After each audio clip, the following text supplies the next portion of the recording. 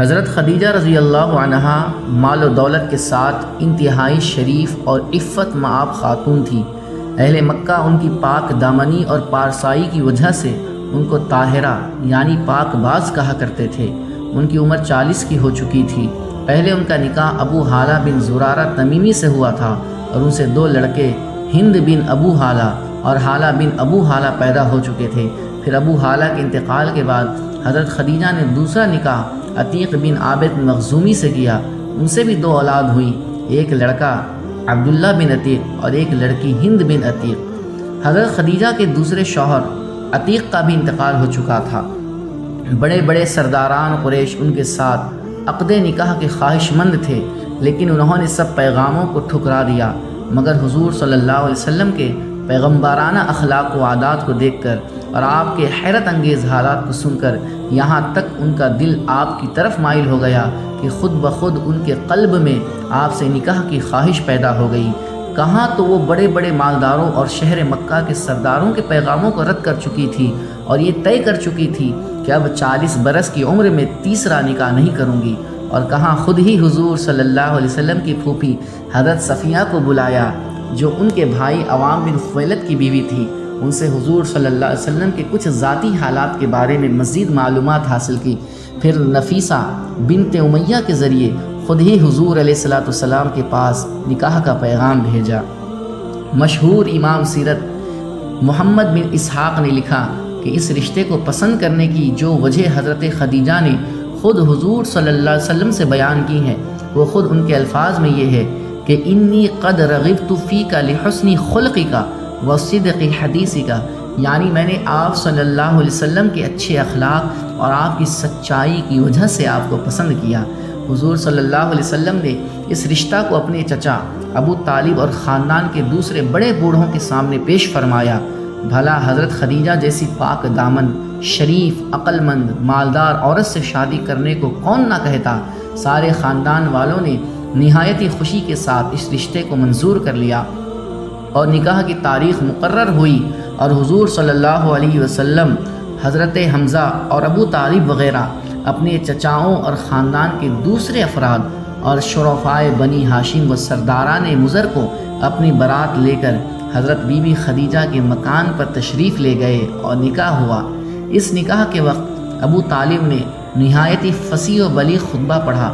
اس خطبہ سے بہت اچھی طرح اس بات کا اندازہ ہو جاتا ہے کہ اعلان نبوت سے پہلے آپ کے خاندانی بڑے بوڑھوں کا آپ کے متعلق کیسا خیال تھا اور آپ کے اخلاق و عادات نے ان لوگوں پر کیسا اثر ڈالا تھا۔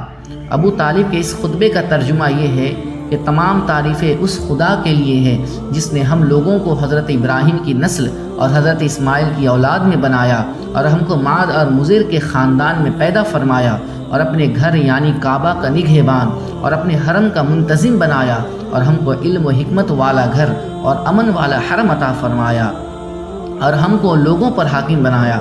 یہ میرے بھائی کا بیٹا محمد بن عبداللہ ہے صلی اللہ علیہ وسلم۔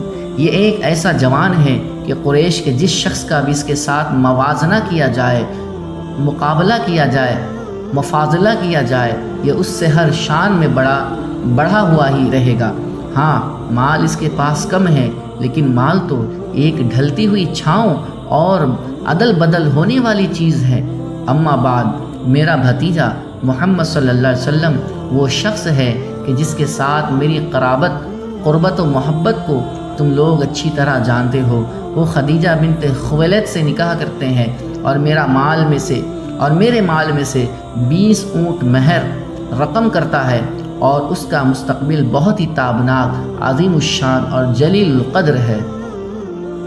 جب ابو طالب اپنا یہ ولولہ انگیز خطبہ ختم کر چکے تو حضرت بی بی خدیجہ کے چچا زاد بھائی ورقہ بن نوفل نے بھی کھڑے ہو کر ایک شاندار خطبہ پڑھا، جس کا مضمون یہ ہے: خدا کے لیے حمد ہے جس نے ہم کو ایسا ہی بنایا جیسا کہ ابو طالب آپ نے ذکر کیا، اور ہمیں وہ تمام فضیلتیں عطا فرمائی جن کو آپ نے شمار کیا۔ بلا شبہ ہم لوگ عرب کے پیشوا اور سردار ہیں، اور آپ لوگ بھی تمام فضائل کے اہل ہیں۔ کوئی قبیلہ آپ لوگوں کے فضائل کا انکار نہیں کر سکتا، اور کوئی شخص آپ لوگوں کے فخر و شرف کو رد نہیں کر سکتا، اور بے شک ہم لوگوں نے نہایت رغبت کے ساتھ آپ لوگوں کے ساتھ ملنے اور رشتہ میں شامل ہونے کو پسند کیا۔ لہٰذا اے قریش، تم گواہ رہو کہ خدیجہ بنت خویلد کو میں نے محمد بن عبداللہ کی زوجیت میں دیا 400 مثقال مہر کے بدلے۔ غرض حضرت بی بی خدیجہ کے ساتھ حضور علیہ السلام کا نکاح ہو گیا اور حضور صلی اللہ علیہ وسلم کا خانہ معیشت ازدواجی زندگی کے ساتھ آباد ہوا۔ حضرت بی بی خدیجہ تقریباً 25 برس تک حضور علیہ السلام کی خدمت میں رہی اور ان کی زندگی میں حضور صلی اللہ علیہ وسلم نے کوئی دوسرا نکاح نہیں فرمایا۔ حضور کے ایک فرزند حضرت ابراہیم کے سوا باقی آپ کی تمام اولاد، تمام آل حضرت خدیجہ ہی کے بطن سے پیدا ہوئی، جن کا تفصیلی بیان انشاءاللہ آپ اگلے ایپیسوڈ، اگلے سیریز وغیرہ میں سماعت کریں گے۔ حضرت خدیجہ رضی اللہ عنہا نے اپنی ساری دولت حضور علیہ السلام کے قدموں پر قربان کر دی اور اپنی تمام عمر کی غم گساری اور خدمت میں نثار کر دی۔ سبحان اللہ! اس سے پتہ یہ چلا کہ ایک بیوی کو اپنے شوہر کی ہر وقت خدمت کرنی چاہیے اور دل و جان سے جو ہے ان پر اپنی محبت کو نچھاور کرنی چاہیے، اور شوہر کا بھی کام ہے کہ وہ اپنی بیوی کے ساتھ ایمانداری، وفاداری کے ساتھ رہے۔